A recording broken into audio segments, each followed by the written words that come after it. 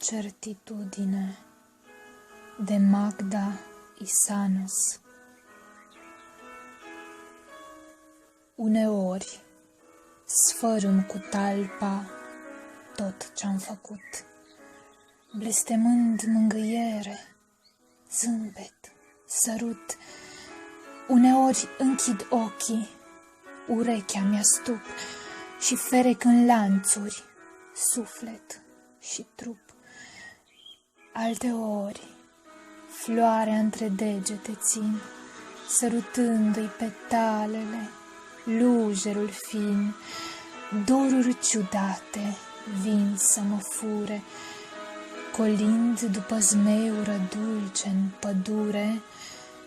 Iubesc pătimaș și cânt pătimaș, în palme încălzesc puiul golaș și beată de soare, de vânt și de drum. Nu mai știu dacă-s eu sau o dâră de fum. Iarba cum crește, minune îmi pare, și cum se desface bobocul în floare. Minune că am atâtea de spus, minune că zboară pasărea sus, minune că eu am venit printre voi, minune că sfulgere albe și ploi.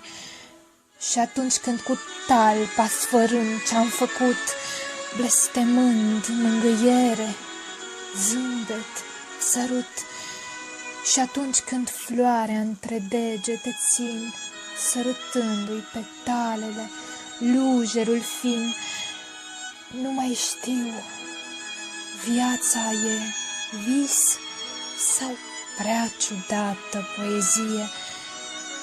Să știu că există floare, o gust, să știu că sunt struguri, storc dulcele must, să știu că e soare, ochii îmi deschid și sufletul dornic mereu și avid.